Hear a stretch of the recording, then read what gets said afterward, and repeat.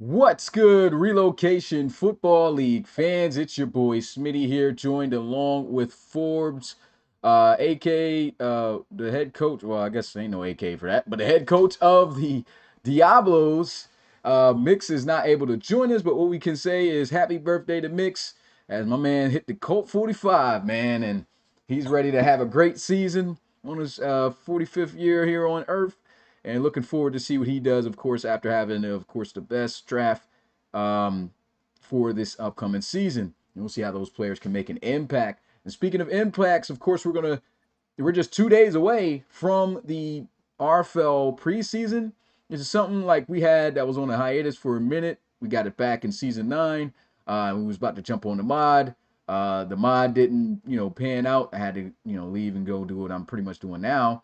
Now that I came back, we have the preseason actually within the season this time. So, this was a huge draft class that just came in. A lot of players were really looking forward to seeing that most likely probably won't be touching the field as starters, but there's a lot of notable names. And so we will be going through that.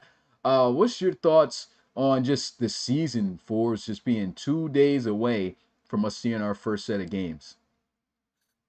Hey man, I know everyone's ready. Everyone's been talking. Kind of blasting. Um, You turn the volume oh, down a was little that bit. was that loud? Yeah, that thing is loud, bro. Scorching. Is it just You me, or got is that coming through my headphones like that? Just want to make sure. it. Yeah, it's kind of boofing. Um, am yeah, I am turn. I good or am I still Yeah, too it's loud? still kind of loud. Yeah, let me see. Let's see. Maybe I can turn you down on my head. Is that Well, better? yeah, that's better. All right, there we go. I still sound. What's going on? Maybe it's the new headsets. I don't know. Go ahead. You can go ahead though and talk. We'll see how it goes. Just that you can see all the talk in the chat, all the excitement with this huge draft class, especially for this preseason. Where, like you said, a lot of these guys, it's their 3 weeks to shine, and then that's Mhm. it. You got some couple lucky guys who are going to be able to play. But I know me and the guys were talking around the league. Early rookie of the year expectations, going through, and we're like, man, there's really that not that many rookies starting this year around the league.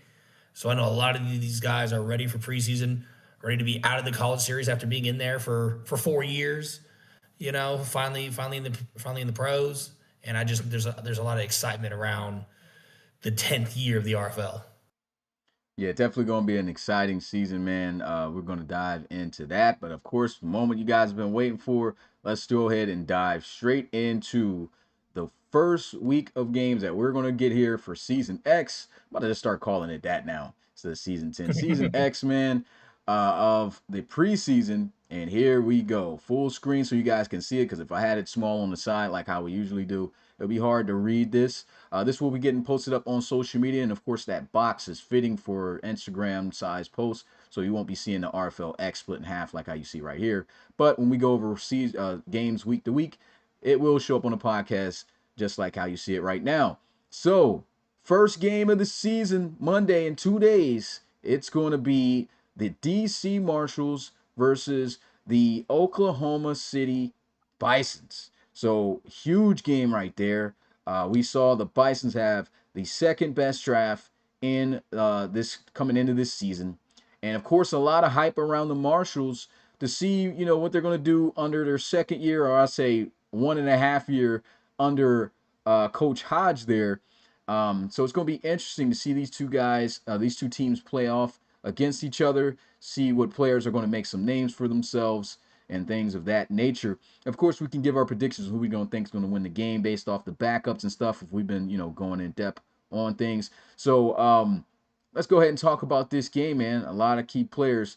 Let's first talk about, who you're looking at most in this matchup to try to make an impact, rather be a draft player or a player that's coming back. Who are the players that you think guys should be tuning into in this Marshalls and Bison's game? I mean, I think it has to start with CJ Johnson, right? Like I know they drafted Ethan Marks, I know they drafted Bo Sanders, and those guys are also going to play the three quarters. But there's a lot of controversy right before the draft about CJ Johnson, and and him falling. And now he does get taken in the fifth round, and he's the backup quarterback here for the Bisons. And guess what? He gets to be the first game of season X. You know, he used to come out there and play 3 quarters with the backups. I'm really interested to see how he does versus the Marshalls backups. And then for the Marshalls, I mean, it has to be Juan Redden, the safety they got in the first round. They made some nice pickups here and there, but that's their big rookie. They're hoping to contribute right away. Yeah. I guess yeah, let's just do one player at a time so it doesn't take so long. So that's a good job there.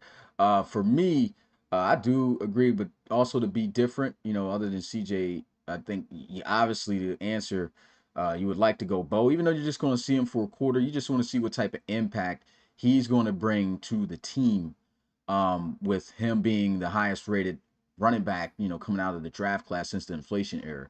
So that's going to be a very interesting, see what he can do in the first quarter. So that's my guy to look out for the Bisons. In terms of the DC Marshals, let's go running back for running back. I'm interested to see what Vince Reed is going to look like. He's going to be playing 3 quarters. Bo's only doing the one. Vince Reed, we know he was a beast at Utah in the RFL College Series, and Darius has been saying some good things about the rookie back. And he'll be a two-headed monster back there with Terrence Ward. So very interested to see how this is going to, how those guys are going to play out with the time they're given. Vince Reed for 3 quarters should be very interesting to watch. And so if just looking at the backup situation, just throwing out wild guess, obviously we don't know. It's a lot of backups in this situation. Who would you pick coming out of this matchup? If you're looking at depth and all that. If I'm looking at the depth between the two teams, I guess I'll have to go with the Marshalls here. I mean, if Ethan Marks and all those guys are in 1 quarter, Breaking up. I'll probably have to take the Marshalls because they do have Tyler Argamonte, who is a Mhm. seasoned veteran here. Um, and if CJ Johnson is running with strictly the backups, no rookie help, I'll probably go with the Marshalls. Yeah, I think quarterback is the big thing to look at, right? When you're talking about depth, just like you said, Tyler Agamonte coming back, but not only that, just the guy I just mentioned, Vince Reed. So you're gonna they should have a consistent running game, consistent pass game with Leo Moon, Agamonte, and then you got Terrence Ward going straight into Vince Reed. I just think they're gonna have more opportunities for consistency. And of course, you got the rookie coming in there for 3 quarters, and Johnson. It'll be interesting to see how he can do in those 3 quarters against that team. They got the backups coming in, but yeah, I think it definitely is leaning in favor of DC in this matchup just off of that depth. Then we go into the live games on Tuesday. So at 7:30 p.m. Eastern, I gotta get with Pecan. I haven't heard anything from him recently, so I'll be looking to message him. But usually he'll be the guy, or I'm trying to remember how this went. I think you're going to be the guy calling 7:30, Yeah, right? I'm actually Yeah. calling this Tuesday game. Okay, so if you guys didn't know, Forbes is a new commentator for us, and so he will be calling this game right here between the Steamers and the Voyagers at 7:30 p.m. Eastern on Tuesday. Of course, a lot of hype around the Steamers with their pickup in the first round of Jaden Young, a Heisman slash a Hunter Mackey slash Heisman Award winner in the RFL College Series. Had a great season there with Alabama his last year. Unfortunately, couldn't get to the national championship. Made it close though in the semis. Now he's on a stacked team, man. A very stacked team that's got some good depth. The Voyagers, we're obviously seeing this as a team where Baker is trying to turn around and just rebuild. And he just traded away Carter Delahart. Did not have a good draft. He's ranked dead last in his draft with what he was able to select there. But he's just focused on rebuilding and getting the right pieces there. So obviously, I would say that the favor leans definitely more so towards Memphis in this matchup, especially with them being the more stacked and youthful team. But who are the players? What players would you say for each team to look out for in this matchup? Well, I mean, the obvious one for the Steamers, you hit it right on the head. Jaden Young, the currently the highest overall rookie quarterback after this real upgrade period. Getting to come in, get his 3 quarters, show what he can do. Looking on the defensive side for the Steamers, they didn't get a lot. They drafted a lot of linemen, But they still have a young linebacker in TD Leckram. I'd like to see him get some playing time. And then for the Voyagers, who I believe did have a pick to the fourth round, Yeah. um, I'm gonna have to go with Jakari Torres. They're currently, I think he's the second running back on their depth chart. So Yeah, he get Torres. the yeah. So either yeah. So yeah, Jakari Torres is probably who I'd be on the lookout for the Voyagers. You know they don't really have a lot of pieces right now, like you're saying. It feels like Baker is in like a retooling, rebuilding phase. Hmm. Um, and so without having any first 3 round picks, didn't have a lot of picks last year either. Torres would be the guy to watch. Yeah. With the Steamers, um, just again, I'm gonna try to pick different guys to tune into so guys know about other options. Starting with the Steamers, other than Jaden Young, which is the obvious guy you want to look at when he's playing, I think you want to look at another potential matchup when it comes to who's got a chance to start. They drafted Brian Schneider, and obviously you would think as a user he's the guy to be that guy starting. He's gonna have to put in work though, because we're hearing in Memphis, those other young tight ends are not looking to give up that position so easily. I think Roy Madrano was one of the tight ends there. He was And Matthew drafted. He came Holford. from Clemson, and then Matthew Holford from Michigan, back in the RFL College Series 2 earlier. Those guys are really, some very athletic tight ends, but really some news has been buzzing around Holford. So this is kind of this is a position battle pretty much going on for the start of the season. I do feel that Schneider, with him putting in the work, is going to overtake that. But we are going to have to see, who wins that to start out things and make the impact on the field.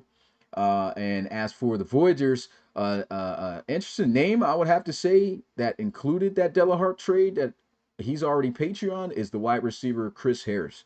And I think he's a guy that's got his name kind of forgotten. For USC, he was a great wide receiver, but as a generic, when he was with the Bisons, they had some pretty decent receiving weapons at the time, and just of course added to that.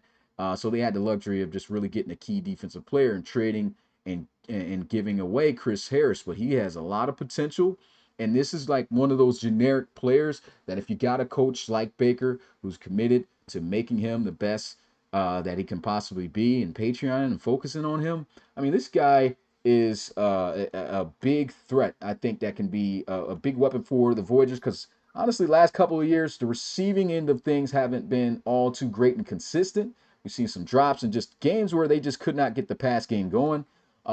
Chris Harris, I mean, this guy stands at 6'4", 226 pounds. And with that height, I mean, 91 speed, that's pretty good. He's a great guy to be able to, make those contested catches. And with guys kind of aging out, he's 23 years old. He's the youngest compared to everyone else starting him. I think he's going to be the future of that offense on the receiving end. So he's definitely a guy to look out for in this game. I'd say to see how he performs. I think he's going to be playing all 3 quarters in this matchup. So it's going to be interesting to see. But following your game at 9 p.m. Eastern, this should be Pecan in the booth. Again, we're going to see. I got to chat with him. We got the Pioneers versus your team, the Diablos. Obviously, you can't call this game, so I should have known right there that you weren't calling this one. But a lot of buzz around your team. Obviously, the favorites to come out on top of this when we're looking at depth. So, not going to go into who wins here, but who would you say is the key player to look out for your team coming in this matchup, and of course for the Pioneers? I mean, for my team, similar to the Steamers, I mean, it has to be Colorado Rivers, the first round quarterback. And he's going to be playing the 3 quarters or more. The receiver we got, the second overall pick. So just having those two, seeing what their connection can do, and this is really these next 3 weeks in the preseason is going to determine whether Rivers can steal the starting job from McCafton for the year. So that's who I'd keep an eye out for me. And then for the Pioneers, I mean, I think it has to go to Benny Rojas. You know, unless he's going to only play 1 quarter. Is he playing? Oh, is Benny Rojas one of those guys you haven't moved to D tackle yet? Yeah. So he's a guy I haven't moved around, but he's going to be playing in that inside position because they run a 3-4. Okay, well then, I guess for me the biggest name would be AG3, Antonio Gomez the third. I mean, he's listed as corner three, might be corner two, but as corner three, that means he'll move to corner one in the second half. So that'd be a big name to see how he's taken this off season. The Pioneers being one game out of the playoffs last year, seeing how he's taken that as one of the big uses on that team and translated to this year. Yeah, I'd have to say, obviously, with you going with Colorado Rivers, of course, his connection. I want to see what Dior Gore is able to do with that. And for the Pioneers, I'm gonna say that the big name that's returning though is Javier Santana. And the reason why is we want to see, what he's able to do. We already know the size with Madden, kind of, we've been talking about that, but it's just something he's never going to Does that escape. mean? Yeah. I mean, Javier getting the three quarters? Javier will be getting the one, and Okay. I want him with the starters. I want him to see what he's going to do because I mean the big thing with Javier is he didn't get the reloads. So for me, if you didn't put in the work to get the reloads, you're not going to be one of those dudes I'm using for focus training. So he's got to prove that he really wants this spot. And then on top of that, I guess instead of Javier, it's really Kyle Bain. But I guess I said Javier though because we want to still see if he's going to be able to perform in that one quarter with what he's got. But Kyle Bain, if he can come in this with the backups and make some noise, just be able to connect with the team, just look fluent. You never know if things start going wrong with Javi, and we need a guy to create some plays. Kyle Bain could actually end up being that guy. So I think that's going to be the key matchup, a key player that you want to tune into is that quarterback position of those two. But And shout out because you're probably only getting one quarter. you said what? I said shout out Zach Tank because he's probably only getting one quarter. Yeah, Zach Tank. He actually might get two. I'm gonna move guys around How's because I mean three. I mean, yeah, he might get okay? the three because I mean Witherspoon could be with the starting unit, and then we could put him in there for 3 quarters since he's a youthful guy. Just have him go on, but he is going to be more than likely listed as the starting back once the season goes. But that is it for Tuesday. Premier games start up on Wednesday at 4 p.m. Eastern, and we got our first game from Rodney coaching the Monarchs on the road against the San Diego Red Dragons. Um, Thoughts on who you think will win? Who's the players you say to look out for? The Red Dragons, it has to be second year player Seth Brewer. He's coming back after a playoff run with the Red Dragons. I want to see what he's going to develop to. He's another guy who's not always here to get his reloads. Same thing with Taekwon Riggs at D tackle for them. Um, Now for the Monarchs, it's a similar situation as the Voyagers. They just don't have a lot of young players. They didn't have a lot of draft picks because of the previous coach. So more so, what I'm looking out for is how Roddy's game planned for this preseason game to, let us see some of the things he might be capable of here. But I think depth wise, the Red Dragons are just better.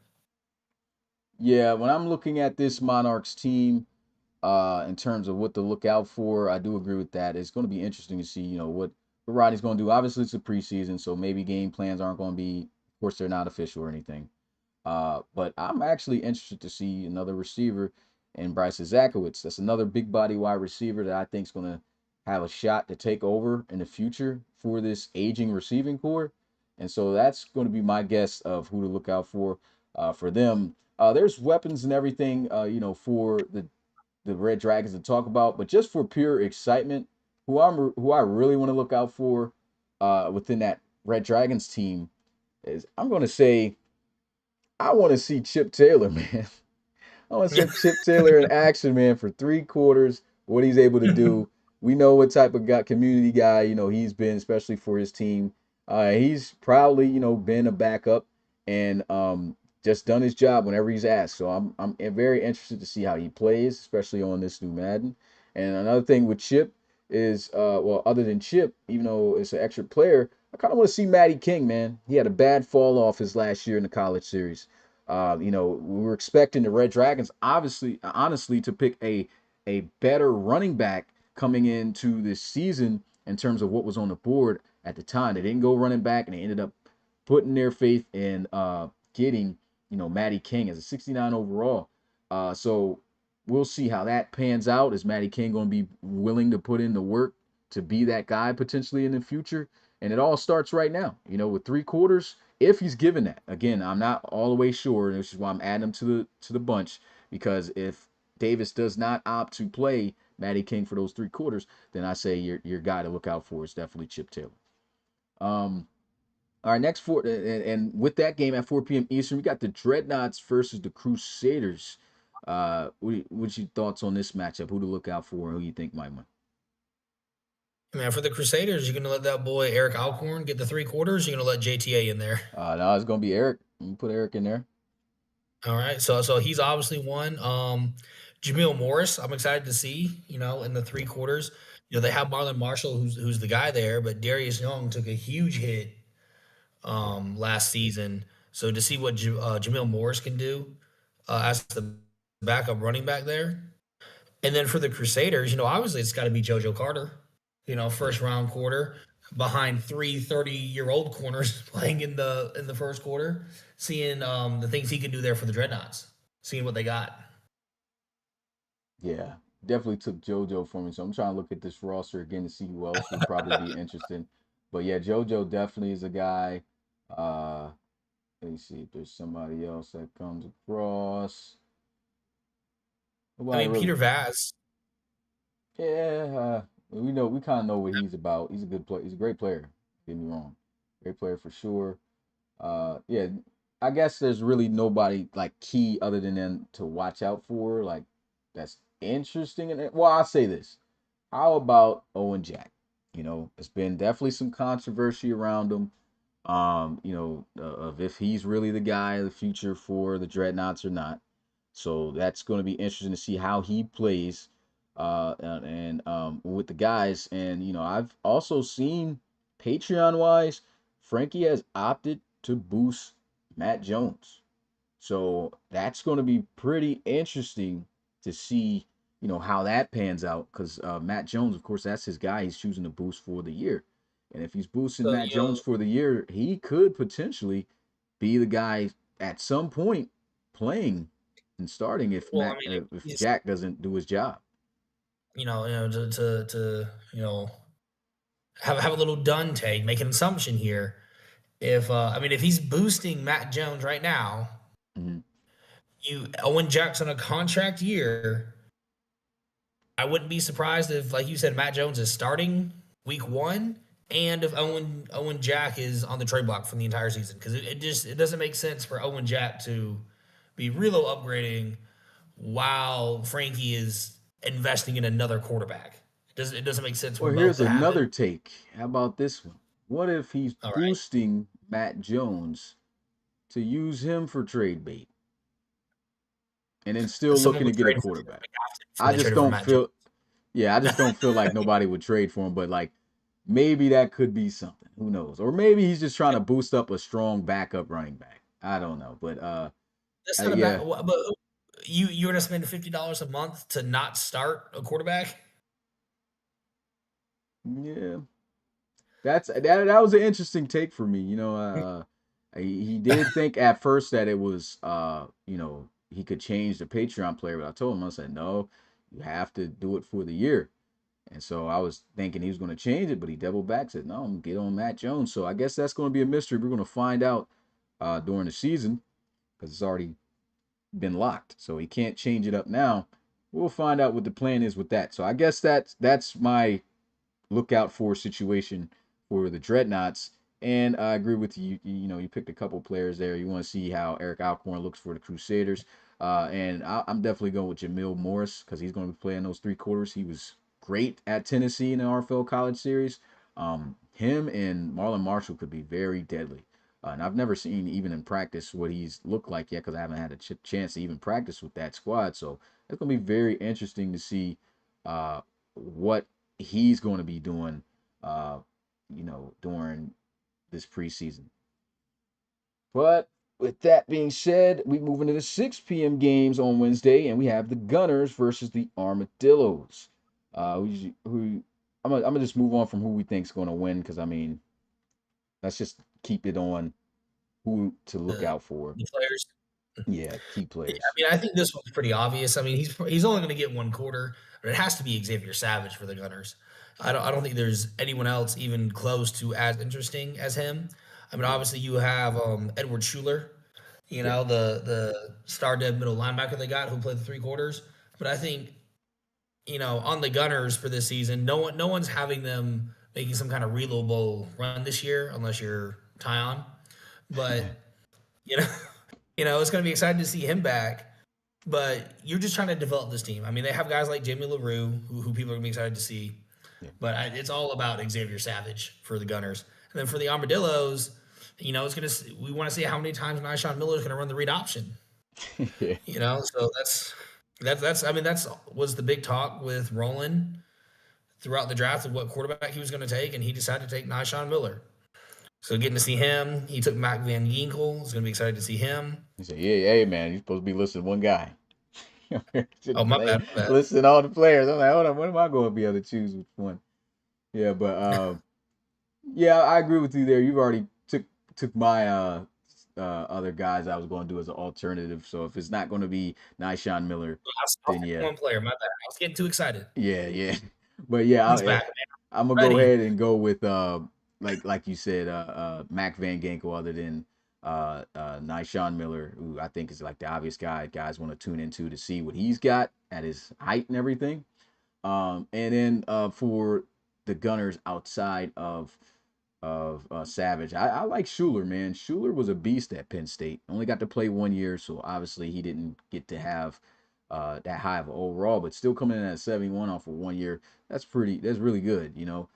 He's got the depth to show for it too. This could be another good linebacker to add to that defense, which they already got Tyler Cates to. So it's gonna be very interesting to see if he can be that, second guy, because he's already right behind Bishop Sankey, who's just an overall, and he's 28 years old compared to Schuler, who's supposed to be 21, which I got it on here 22. I got to go back and change some of these ages too before these games happen for these rookies. But yeah. So yeah, Schuler's going to be my guy for the Gunners.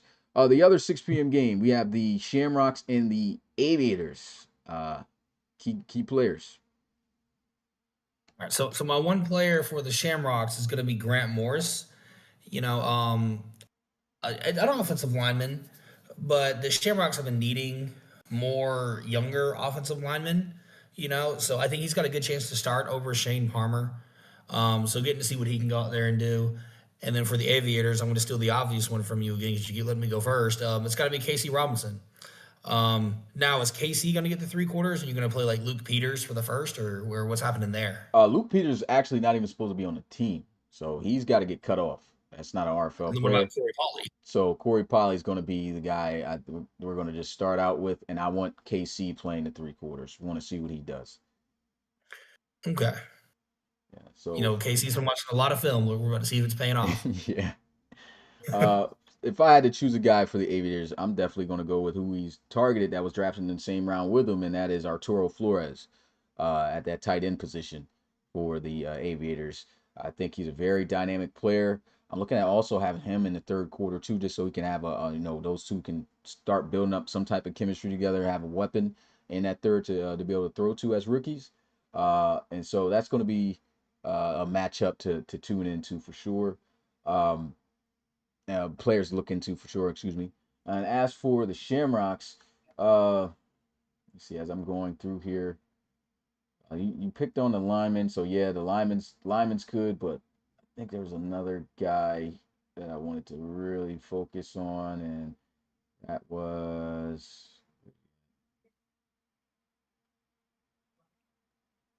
uh, he won't even be starting. So never mind. Who I was thinking about was not it. But let's go with another linebacker, another low prospect that actually played 1 year. Is this very similar to Schuler? I'm gonna say Ellington from Texas A&M. George Ellington was also the same exact type of uh, linebacker, I'd say. So to have him play for three quarters in this second, well, three quarters of the game, I think it's going to be interesting to see him get up there because he was a 70. He ended up being a 70 coming out as a rookie. So Yep. we'll see how he does. Next up, we have the Black Knights and the T-Birds. What are the key players to look out for here? For the Black Knights, I think it's got to be the corner they got in the later rounds, Kenya Dunham. Just seeing how they can develop behind some guys. The Black Knights have really sold out the last couple of years with that Geno Gannon trade. So just seeing them use the draft picks they have now to try and replenish that depth, and now seeing what they got with that depth is going to be exciting. And then for the Thunderbirds, I mean, it's got to be that just receiver group as a whole. That massive trade to bring QPOC over. So getting to see Sharkley and QPOC work together in that first quarter, and then see Taylor take over for those last three. I just think that receiver room as a whole is something to look out for this first game. Yeah. For the Black Knights, what I want to tune into, even though he'll be playing one quarter, I want to look at the starting running back Noah Walker, because he is the guy that is going to be the featured back for this team moving forward. A lot of guys thought that the Black Knights, just from looking on paper, looking at Neon, was like, they got a 75 overall running back. Surely they'll draft a running back, but no. Sticking with Noah Walker. Every time he's touched the ball, he's been electric. He was a beast at Clemson in the RFL College Series too. And now this is his official time to shine now that Langford Cloud is retired and no longer there. When I talk about the Thunderbirds, though, I think the key player to look out for sure, it's got to be Brandon Cherry. Brandon Cherry, he had a great last year at LSU. Ended up coming in as a 73 overall, pretty solid there amongst the cornerbacks. I think he was top five in the ratings. And so Yeah. I want to see how he does. Obviously, he's not in a situation where he's going to be starting right away, but he's going to be one of those dime corners. And who knows, maybe if Morincola is getting fried too much just off the age or whatever, even though he's still got his speed, but he's not the guy he used to be. Uh, maybe Cherry gets the opportunity to be able to challenge him for that spot later within the season. So I think Brandon Cherry is the key guy to look out for the T-Birds in this matchup, especially playing. I think he might play. Yeah, he's playing three quarters. Yeah, since he's not. Yeah, man, God. So yeah, Miners and Tigers are up next. Key players there. I think it's only one quarter, but I think it has to be Puku McCullough. I mean, he traded for a 99 overall receiver to help fix that receiver room with Miles McCain. So they're only going to play this one quarter together, but I really want to see, how their little bit of testing done, correlates to what they do now. And then for the Tigers, I want to see where's he at. The new dynamic because then they lose their running back Bryce Madden, right? Yes. Yes. Yeah. So seeing this new running back duo, because last year it was Bryce Madden and Drake Sandstrom. Now it's Drake Sandstrom and Kasim Cash. So seeing how the Tigers can mesh that new duo, putting Kasim Cash in there, and just seeing if they can have the same kind of explosiveness and dynamic that last year's duo had. Yeah. For the Miners, my pick for the key player to look out for is going to be Brian O'Connor. Obviously, a linebacker that, many said, hey, he slipped and fell to the Miners. Great pickup for them, and obviously he did. I just want to see what type of impact he has on the field.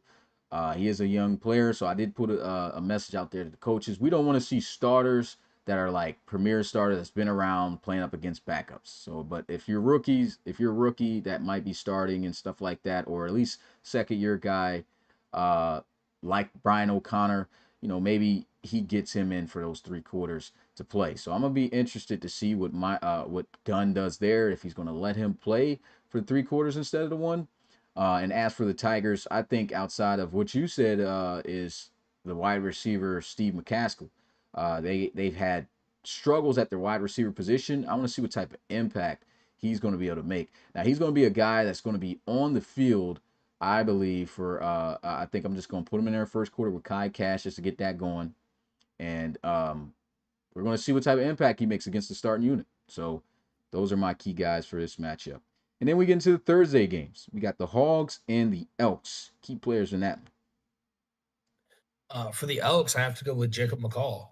Got traded from from the Cougars after really a terrible year. He was the most sacked quarterback playing for Chicago last year. So he finds a new home this offseason.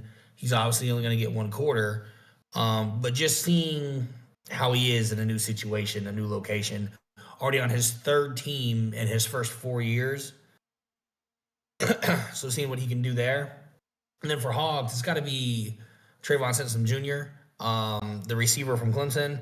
I'm assuming you guys have already changed his number from 24. Oh yeah, for sure. See, he's Yeah. wearing number 4 now. But yeah, just seeing him, hoping that him and is he playing one quarter? Or is he gonna play the last three? Um, I'm actually going to have him play uh the last three, and I'm gonna explain Okay, why when I tell you. okay. So yeah, just and I know this is beating a dead horse and everything, but the Hogs did have the worst passing offense last year, and a big reason for drafting TSJ was to help fix that. So I want to see what he's capable of. Yeah. So for the Elks, um, outside of McCall, I'm going to actually say I'm interested to see what Darius Hodge, the receiver, looks like. You know, he was a pickup. He was traded for impact player. I think with him, Kincaid and Cardenas as a receiving core for uh, uh, McCall, I think that they're a very young unit that I think can do a lot of damage and get McCall on track with his weapons. So I'm interested to see what that player is going to be able to do in the matchup. I'm gonna be playing him with the ones, so he's going to be with McCall for that quarter. And then for the Hogs, I'm going to go with Ronnie Shanahan. And the reason why I say that is because with Ronnie Shanahan, he's only going to be playing the first quarter, right?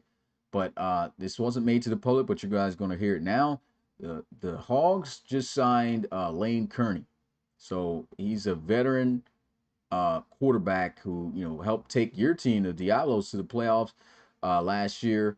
Well, they were already going, but he played in the playoffs and was able to win a game. And he's an 88 overall quarterback. And so what this is, it's going to put some pressure on it's going to put some pressure on Shanahan because at the end of the day, yeah, we want the youthful guy to be on the field, but if I feel like this team has talent enough to still be able to compete potentially for a real bowl. Because they got some key players on that defense. If things go right, you never know what'll happen. And they made it all the way to the ARC championship game last year with the lackluster offense. Now you get Lane Kearney in the mix with that receiving core, and you got a 6'4" wide receiver, beast rookie. That's the reason why I got him playing three quarters. I want to see how he connects with Lane Kearney. And if that's looking pretty serious, then we know like if anything was to falter, whether Ronnie Shanahan just isn't playing well or if he gets injured, we have a great backup for him that's going to step in and probably even elevate the team even more offensively. So I think that is going to be the key player to look out for is Lane Kearney and how he fits in. Um, Next, we have the Celtic Tigers and the Lumberjacks. Key players in that one. For the Celtic Tigers, it's their I believe he was the first round pick, Tyrese Evans. Yeah. Edge rusher. The Celtic Tigers were decimated by regression this offseason. After going into the Reload Bowl, losing the Reload Bowl, they just got hit with regression all over the place. I think they've dropped to an 83, 84 overall team.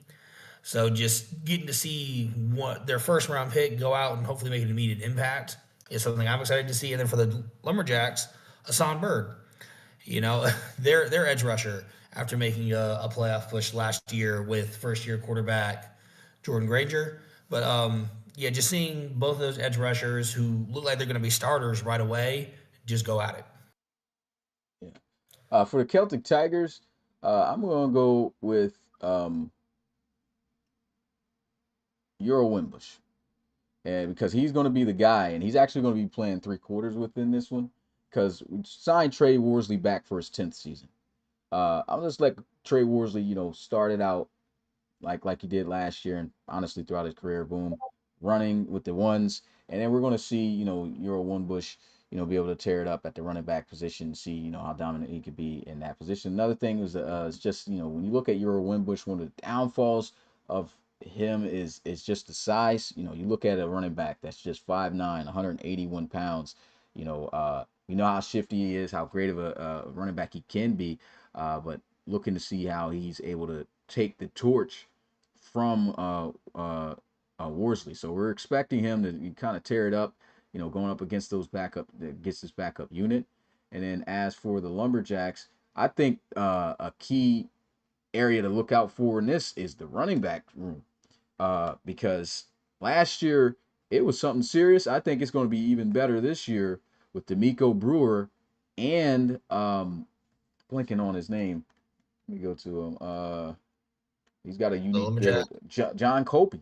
Yeah, John Copey Yeah. is 6'5", 240 pounds with 92 speed, and he's just like one of those Kingston Kenny builds. He could be that next time. He's 25 years old, so he's a couple years older than Drew Brewer. Drew Brewer is the guy for the Lumberjacks long term, but I mean the 1-2 punch with these guys are something serious. So I think that run game is going to definitely be very consistent to look at. So that's my keys in that matchup. Sentinels and Barons next. Before we move on, so if your Woodenbush is going to get 3 quarters and Zach Tank's going to get 3 quarters, why would Bo Sanders not get 3 quarters and Condron Lust just get the first? You know what? I'm tripping. I should have said Bo is getting 3. I don't know why I Okay, said because 1. you Yeah, said he yeah, was yeah. getting one, Because I was everyone like, else yo, was I getting. even said that I was going to do that. I don't know why. Yeah, okay. Yeah. I don't know why I said that. Yeah, because, yeah. Excuse me for that. So, yeah, Bo is playing this. So that makes that game even way more interesting. You got Bo Sanders and Vince Reed. So, yeah, I don't know why I said that. But, yeah. Um, Yeah, I still can't believe I said that. But yeah, Yeah. the Sentinels and the Barons. Who you got in that matchup? For the Sentinels, it's Elijah Carter Jr. A lot of drama around that pick. Um, I'm interested to see how quickly he can go out there and prove everyone wrong that he was supposed to be there. He is the best corner in the class, like he likes to say he is, and just prove people wrong. And for the Barons, I'm torn between two, but I'll go with Jabri Select Jackson. one. Okay, there. You go. I'm gonna go with Jabri Jackson. I'm getting traded there. Obviously, he's only going to get the 1 quarter. Um, but just going out there and seeing that 1 quarter with the starters and seeing how much more electric that offense can be now that he's there. Yeah, this is going to be crazy to say, but there's really based off the draft and everything that happened. I I do not have any other guy, I guess, to tune into for the Sentinels, except for Elijah Carter. But if I had to do something different, I'm gonna say tune into those guys at the stream.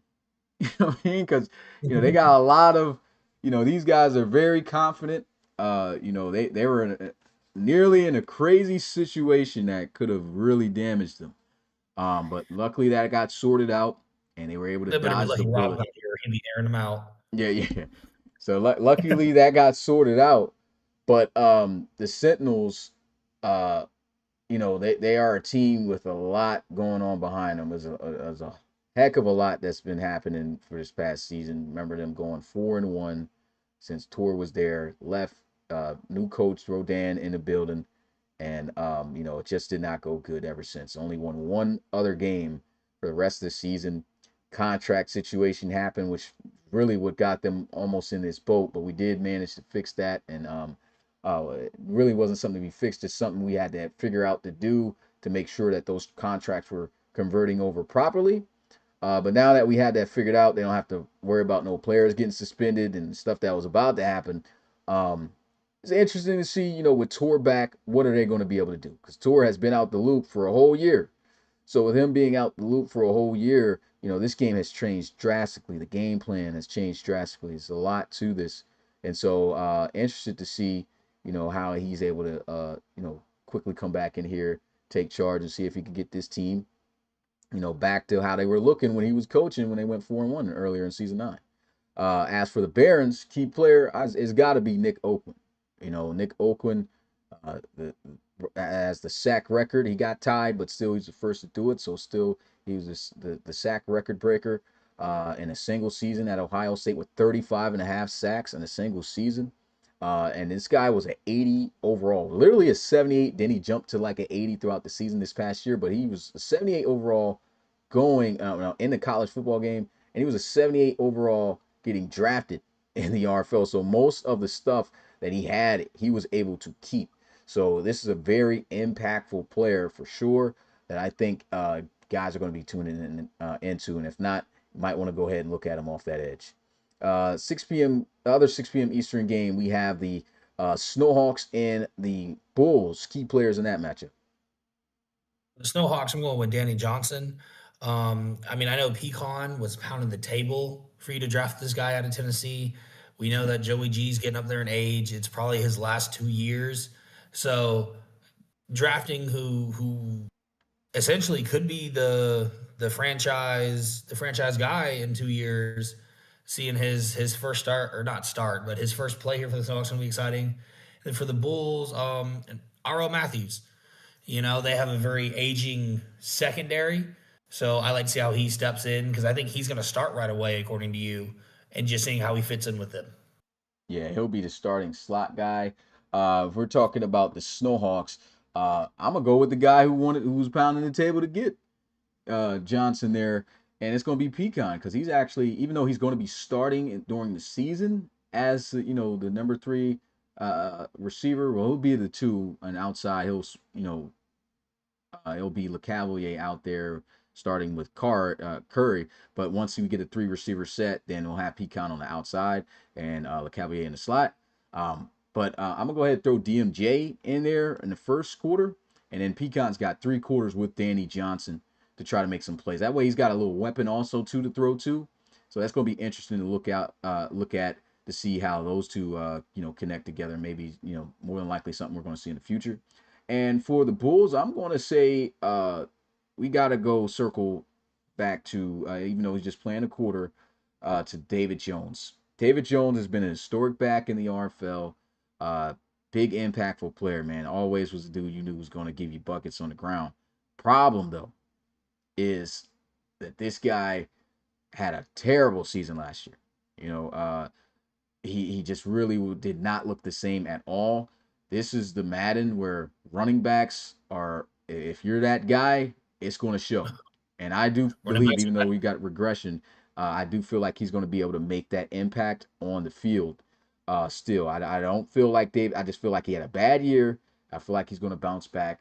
Of course, he's getting up there in age now. He's not going to get any better, and he's regressing. He's down to an 86 now.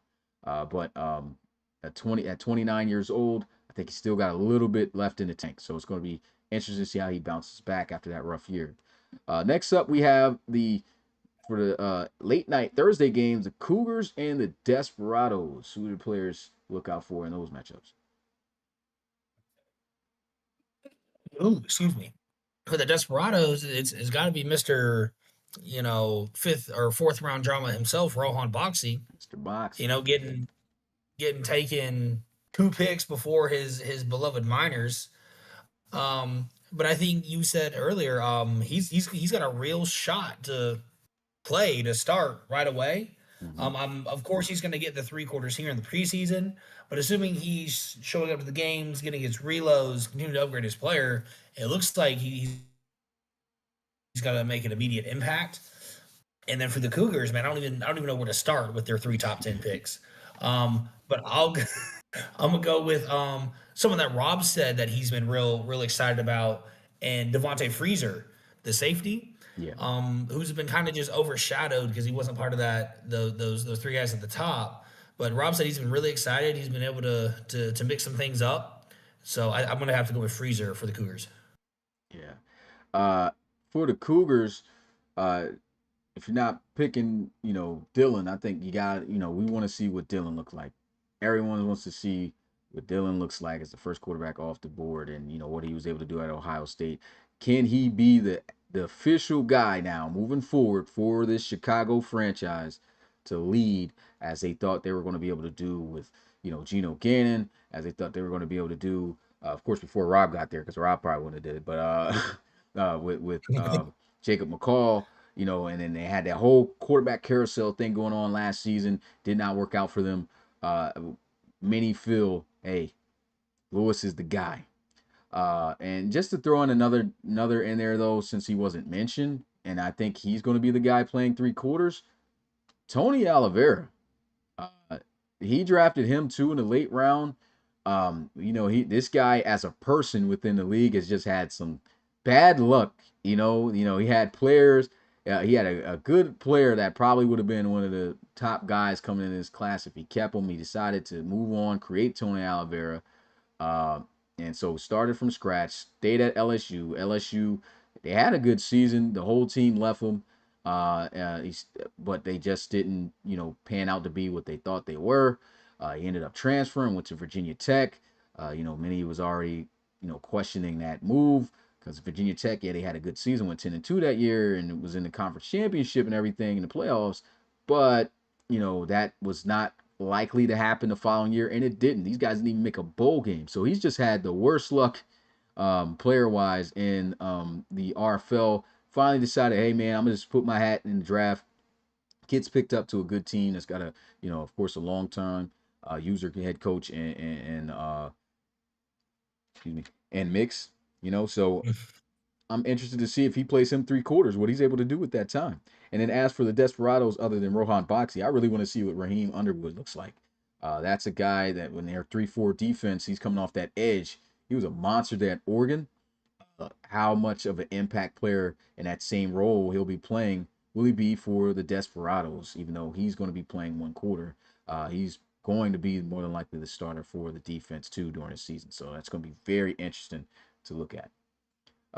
Second to last go, the last game of the Premier Games, we got the Condors, the reigning season 9 champs, taking on the Huskies. Key players look out for in these matchups.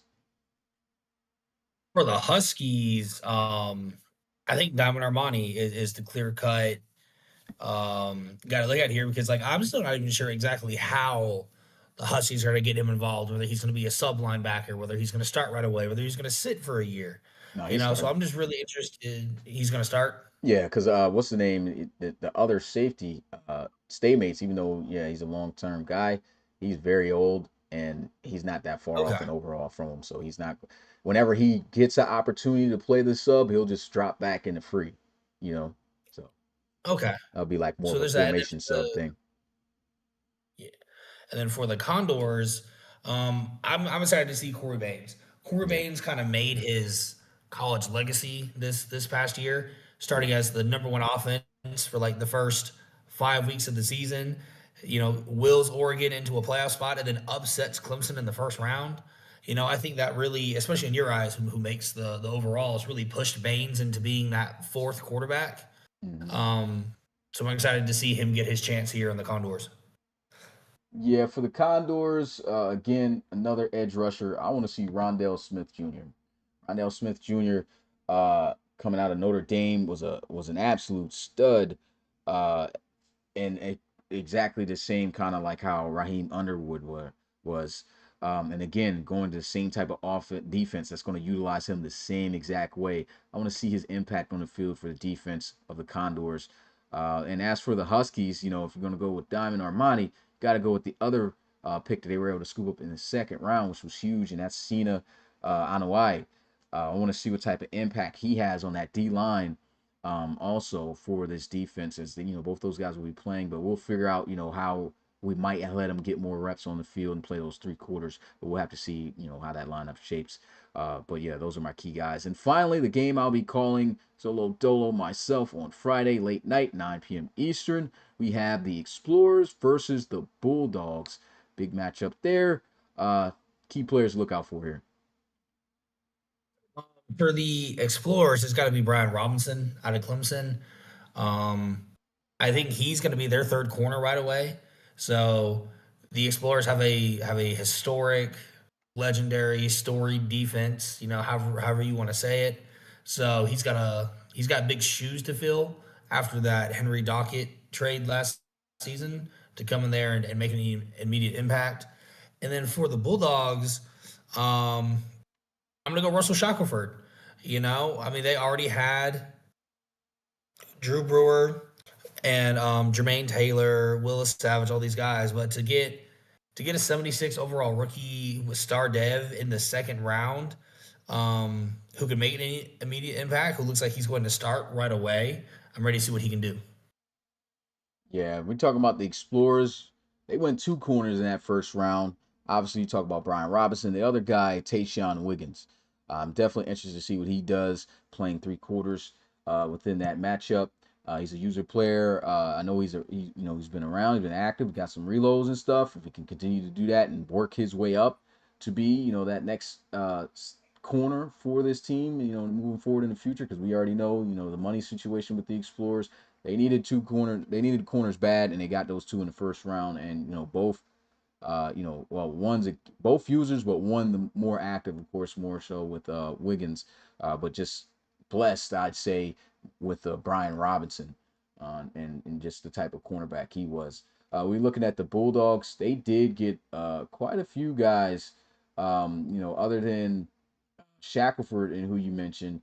I'm more interested to see what Kenzo Udo does at that cornerback position. He was a cornerback I think many thought was going to go to the Sentinels. Sentinels didn't take him, and he ended up falling to the Bulldogs. And they're already pretty. They're two outside corners. They're pretty much stacked there. But Udo is going to be starting at the slot, and as a user, I think this makes this secondary, bar no injuries, moving forward in the future, this is going to be a tough secondary to pass on, as it has been for years since this unit was like really pieced together since like season 7. So this is going to be, I think he's the key guy to look out for in this matchup. So we've had this graphic up long enough, man. Didn't even get to see facial expressions and stuff like that. So this is the first time you guys see us back on here. But yeah, that is the upcoming schedule that will be getting posted on social media, guys. So be on the lookout for that. I think, most of the stuff that I'm about to get into for the season, I'm saving that for when we're actually about to jump into week 1 of the season. So we'll be jumping into who we think is going to win, how we think the order of the division leaders are going to be, who we think might, win a reload bowl, early position type stuff, and things like that. The other thing I want to talk about is the Hall of Fame. Of course, the first game that's going to be on Monday with the Marshals and the Bisons is going to be the first time we induct Hall of Fame players in the RFL. If anybody doesn't understand how our Hall of Fame is going to work, we're putting in 5 players a year. All right, our league is still young, and so not many players are going to be getting selected, but 5 players will be getting picked in that. And I kind of want to run a game here. So for the guys who are here currently, we got over 30, and that fluctuates sometimes. I see 40 and stuff like that. But if you guys want to get some reloads, name 5 players that you think are going to be inducted in the RFL Hall of Fame. All right. You already got a freebie with one. And for every one player you get right, I'm going to say it's going to be 500 reloads. All right. So there's some free stuff right there. Who do you guys So what do think you it's want going to be? to post to Uh, I'm gonna say post. We'll have something for that in the Discord, so that way we're not that? flooding this Okay. chat. So we'll have something like that for the Discord for you guys. So make sure. I just want to let you guys know that that's coming. So be on the lookout for that. Uh, Next up we have. I think that's pretty much it. I want to let guys know that we have the applications still open for college series players, and it's going to be open for a while, guys, all the way until the season is like pretty much starting. Because even when we started creating the players, I think I left it open for an extra day. While after creation, it's going to be the same way. So long time to get more players involved in the RFL College Series and start their journey to the RFL. So if you're looking to be one of those guys, make sure to apply and get your guys in. Spread the word, and yeah, let's make the next College Series for CS9 fire. Uh, After that, um, I think that's it, man. We're doing the last thing we're going to end on is fun facts with Pat. Since it is back here, let's go ahead and start it. If you don't know how this works, uh, I get questions from Pat of the community, Pat McNeil. Uh, and each one that you answer correctly, you'll get 500 reloads for. All right. So he's got 4 questions on his return for the fun facts with Pat. And I'm about to go ahead and read those off to you now. But let me go ahead and take this thumbnail part off. And let's start it out here with question number 1. So, question number 1: how many teams traded away their first round pick in the last week's RFL Season X draft?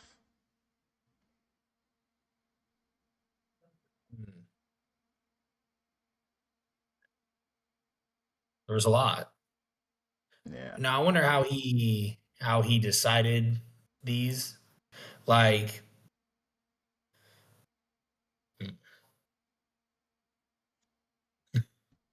Yeah. The answer will show what he had put up.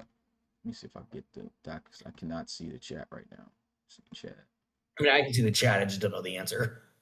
Yeah, no, I'm talking about yeah, let me see the numbers. All right, let me see if I see the lucky number. Still have not seen the number. At this point, it's just really guessing. And usually there's a 5, time limit. So time limit 15, right now. 13, 7, 9, 11. 15 seconds. And we got one. Got a correct answer. And it is from Flame. Is it So 14? yes, it is 14. 14 teams traded away their first round pick in last year's draft. It was the Bisons, the Sentinels, Monarchs, Crusaders, Voyagers, Marshals, Pioneers, Dreadnoughts, Black Knights, Lumberjacks, Armadillos, Desperados, Diablos, and Shamrocks all traded away their first round picks.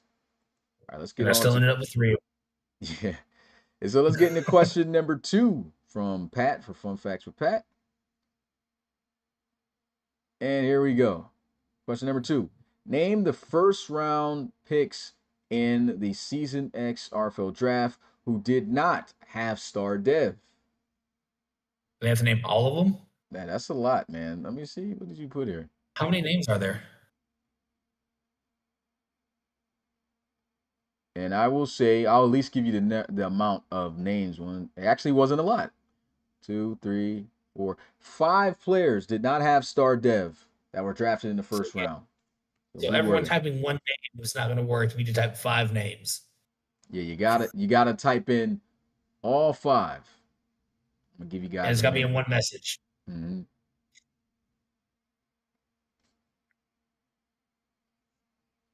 And Forbes, I'm gonna have you on the lookout, man. I'm gonna send you a screenshot of what the answer is.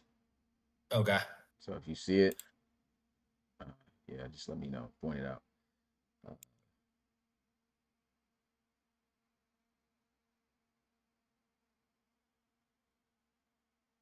there we go. Those are the 5 players. And I will, let's see. Some of these 40 names have already seconds. been said. Yeah. Yeah, gotta I'm put not them sure. together though, guys. I'm not sure if no one just wants to type out 5 names or not. Yeah. I ain't seen no chat moving a little bit. They probably trying to get those trying to get those names.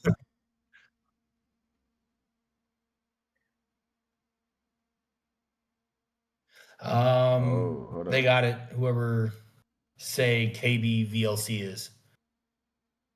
They got Yeah. it. Who is I think that's Sean. Is that Sean Best?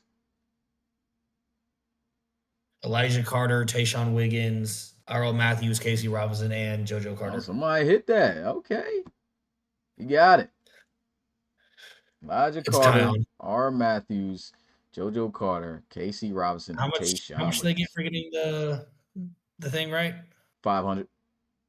500. Okay. Yeah. All right. Moving on to question number 3 from Pat. So the 2 guys who got it, we got Flame and Tyon. Got that. And question number 3. The record for the most tackles in a season was 193, shared by Tyler Cage and Jacob Reed Jr. How many players broke that record in season 9? All of them. Again, a numbers guessing game here. You gonna send me the answer again, or you just Uh, want to say the numbers up? no, because you don't got to say the name. You just gotta. Let's see, 3, 5, 2, 1, 4. I think it was a lot more than that. People went crazy last year in tackles. See who gets it. Oh, they said you got it 5. Uh, Q got it. Yeah, he was the first one to say five. It was five, and those five players were Reed Holmberg, Alvin Mack, Wayne Norman, Roland Carter, and it says end. I don't think you got the other guy here, Pat. You could probably say it in the chat, but that's four guys. And He just someone put the dot. Is that Tyler Cage himself? I don't know, but he'll let us who know in was the that? chat. Q-Pop. Yeah, that's Q-Pop.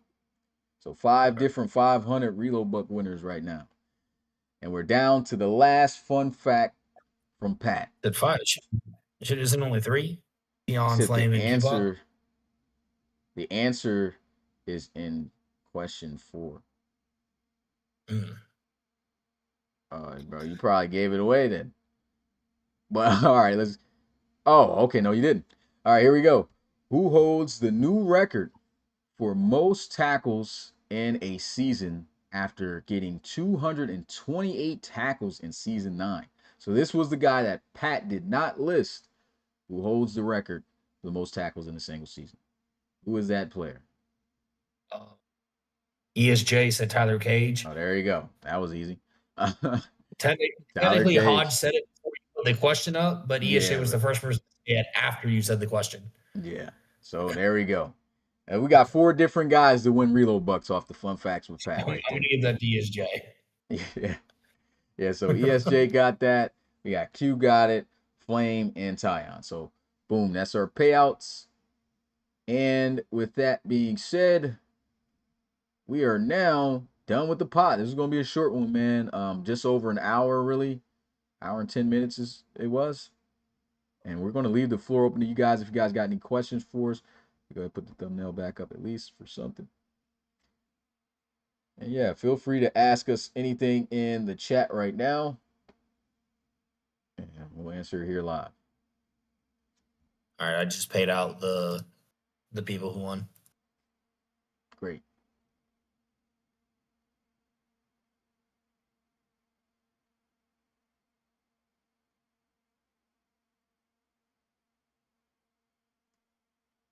Are the Lumberjacks a 4-3? No, they are a 3-4.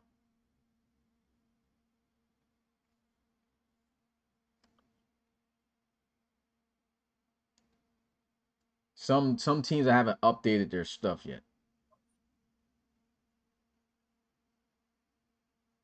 Explorers are still a 4-3. Says Neon Sports updated. I don't see no. Neon Sports is not updated yet. I needed a list for training camp guys. Uh, I already got that from both of them. You can update it. all right, cool, cool. All right, so yeah, I'm about to go update that right now then. And you got everyone right that did the training. Yeah, Tor sent me a list of names, and um, Josh. Josh sent me a YouTube video of him taking them off. All right, so I'm gonna go ahead and handle this right now, boys, and get those upgrades on. Let's see.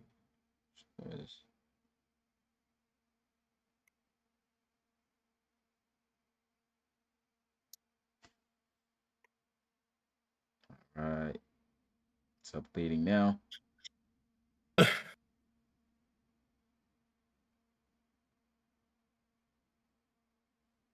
Let's see. It says who were the past MVPs from season 1 through 9. That's a lot, man. Uh, season 1, I remember being Hunter Mackey, which is why the Heisman Award is called the Hunter Mackey Award. So the guys who won the first awards in the RFL, we renamed the awards in college after them. Season 2, won that in season 2. I believe it was actually was it Joseph Gidley? think it might have been Joseph Gidley. Uh, sorry for not knowing that one. I have to go back on season two. But I'm thinking it's Joseph Gidley. Season three was definitely Jabri Jackson. Uh, season four, I forgot Didn't Carney, I got this in the didn't history. Carney win one actually? You said what? Didn't Carney win one at some point? He might have been season four. Well, no, Let's I see. don't think he. Yeah. I got the history in here. Let me just look at that. RFL Let's go find seasons. that. No, that's So draft history. season All full four. season. So let's go make sure. Oh, four didn't have it listed. Yeah, Season one. that was Hunter Mackey. Season. I know Yeah. for a fact that was Hunter Mackey.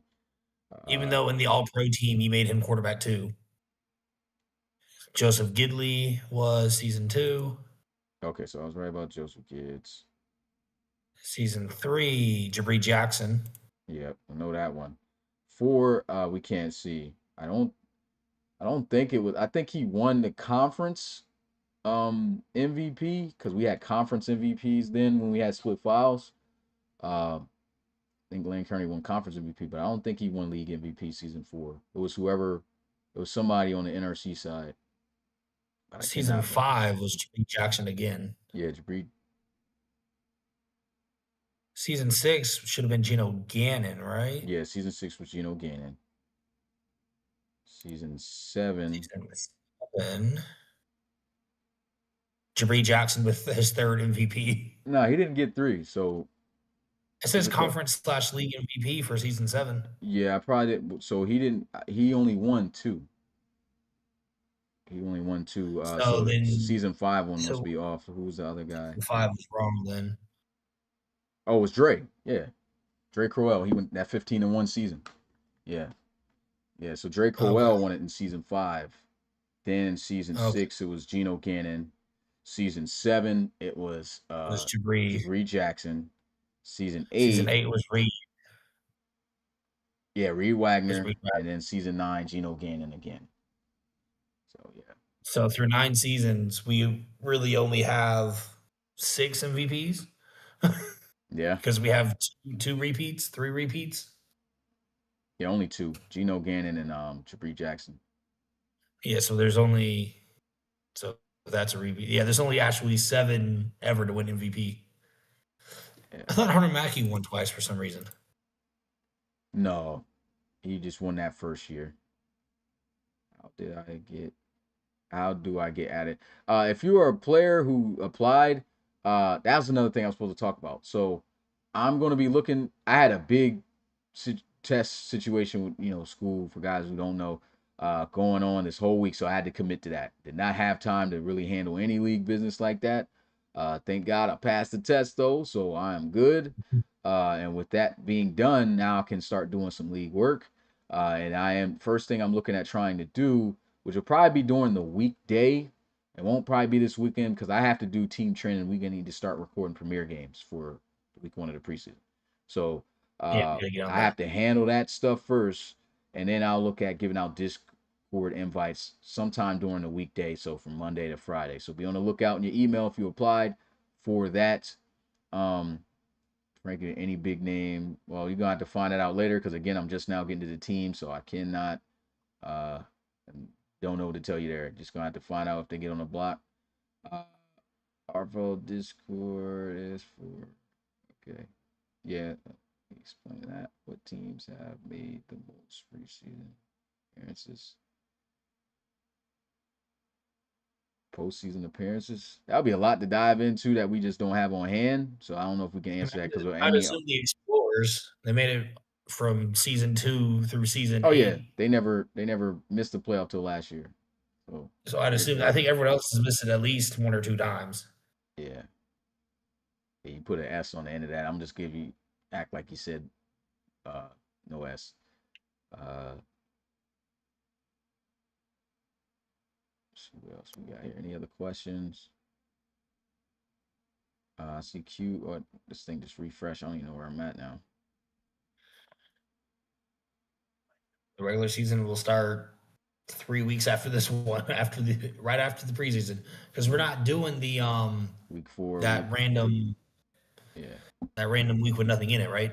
Yeah, we're not. We're just We're trying just to gonna spend a handle, day so you can do the practice squad stuff. yeah, and their cuts and all that.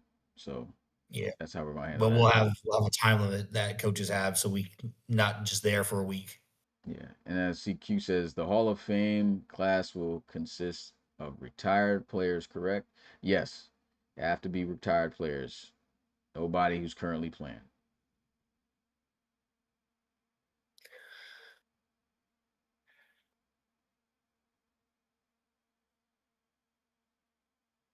Uh, yeah, and he already asked about the regular season.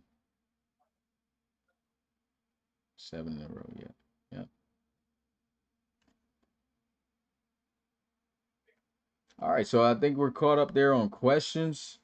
Uh Anybody got anything else? Mike can end it right at 9:50 if we get another question, or right now, of course. No, the Neon Sports doesn't do starting lineups. You can just look at the teams and their stuff, but it Yeah. won't tell you their like exact depth chart. Yeah. It'll just sort them by overall. All right, one I more did minute. see. I'm I gonna don't go know if ahead and this. get out at 9:50. What is that? So I don't know if this is something new or not, but it looks like Neon added something called. Let me go back to the team.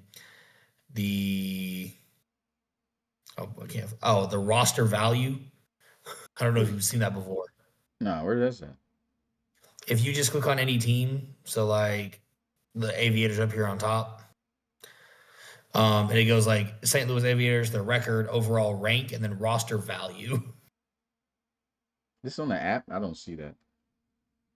Um, Let me see if it's on the website. Well, no, Yeah, it's on the I got website. my phone. I don't see roster value. Well, you have to go to like a team page. Yeah, I'm on a team page. I see it only says record, overall, and rank. Mine has roster value right underneath the rank on the website and on my phone. I don't know what's going on with mine. Let me just close this and see if I can go back. I think the Snowhawks had the when I went and looked at all the teams, the Snowhawks have the highest roster value. Yeah, I'm still not getting that. You got to show me that afterwards. But yeah, I think yeah we hit on most of all the questions. If you got any questions and you're part of the Discord, feel free to ask. Or if you're on social media want to ask something, just go ahead and make sure to hit us up on those platforms. With that being said, that is it for the episode 1 of the RFL live podcast. You guys already know. Moving forward, Monday, RFL action, man. It's been a long wait. Season X about to go down. Hit that like button, subscribe if you haven't already, and we will see you guys Monday night. Peace.